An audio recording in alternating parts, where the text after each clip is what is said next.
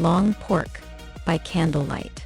After the frosting catastrophe at Dr. Diablo's laboratory, which took 3 hench devils armed with industrial vacuums nearly 4 hours to clean, I returned to the penthouse feeling both entertained and educated.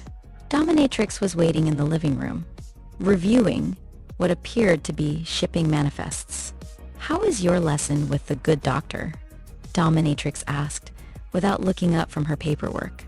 "Educational," I replied, settling into the leather chair across from her, "though I suspect his laboratory will smell like strawberries for weeks." Dominatrix chuckled.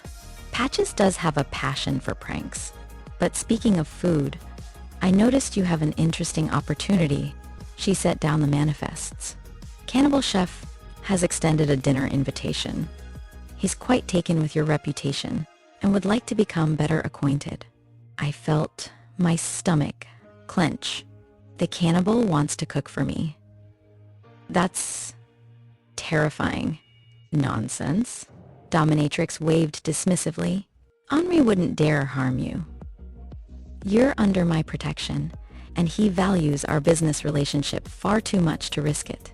Besides, you're missing the bigger picture here." She leaned forward, her red eyes gleaming. Henri Miro was a 5-star Michelin chef before he developed his particular taste for human cuisine.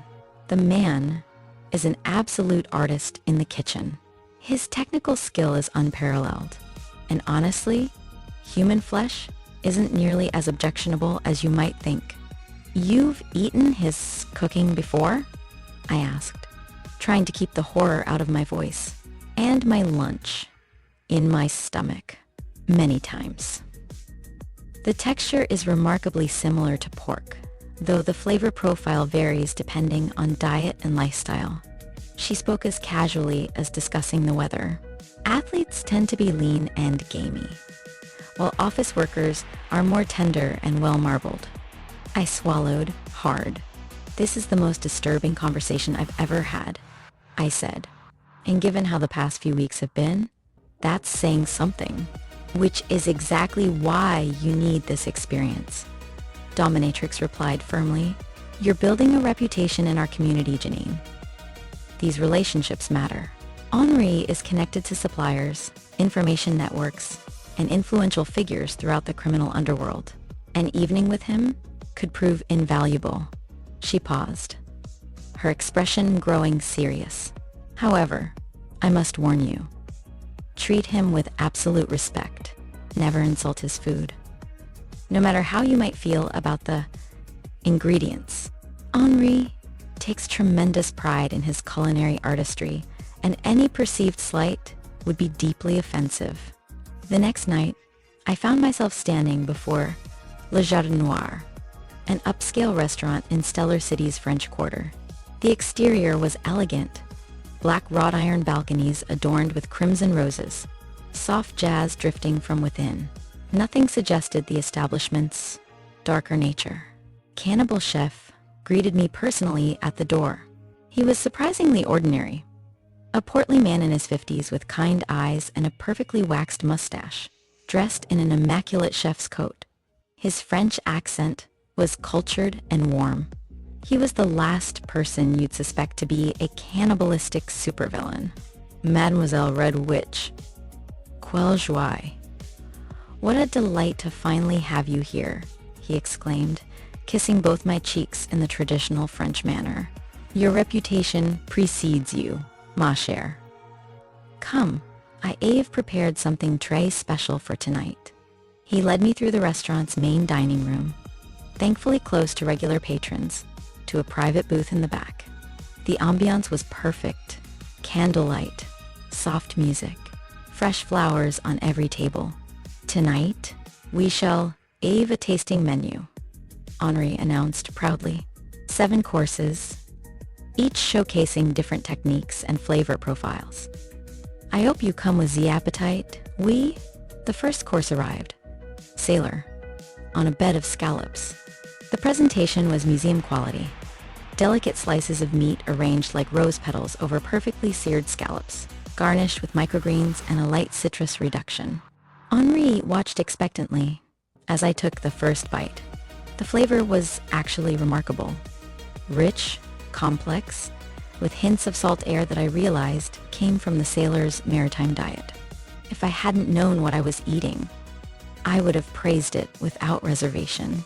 Magnifique, I managed, forcing a smile. The flavor is unique. Ah, you appreciate Zay's subtlety. Z's particular specimen spent 40 years at sea. Z salt air, Z fish diet. It creates such wonderful undertones. No? As the evening progressed, Henri proved himself a charming conversationalist. He spoke passionately about molecular gastronomy, wine pairings, and his plans to open a cooking school for exotic chefs. Between courses, he regaled me with stories of his culinary adventures across Europe. The priest Wellington arrived next. Tender meat wrapped in puff pastry with mushroom duxelles, accompanied by a red wine reduction. Henri explained how the subject's vegetarian diet had created an unusually clean, mild flavor. By the time we reached the clown almondine, which I suspected might have once been someone's colleague from the circus circuit, I had developed a strategy: small bites, frequent sips of wine, and constant focus on Henri's delightful stories, rather than what I was consuming. The technical execution was flawless. Every dish was perfectly seasoned, beautifully plated, and cooked with genuine artistry. Henri's passion for his craft was evident in every detail, from the hand-carved garnishes to the precisely timed service. "You know," I said, as we shared a dessert course, thankfully just regular crème brûlée. "If I hadn't known the nature of tonight's menu, I would never have guessed. Your skill is truly extraordinary." Henri's eyes lit up with genuine pride. "Merci beaucoup. That is the highest compliment you could give. So few people understand. Z preparation, Z technique. They transform everything we, even Z most. Unconventional ingredients can become sublime with proper respect and skill."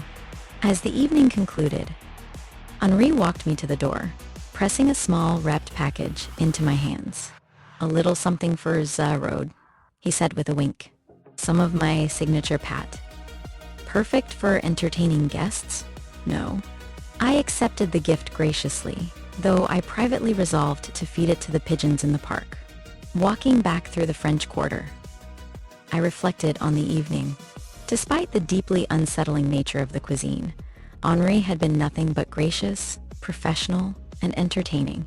The experience had been simultaneously one of the most disturbing and most pleasant dinners of my life. But there was no denying it. Human flesh was simply not to my taste.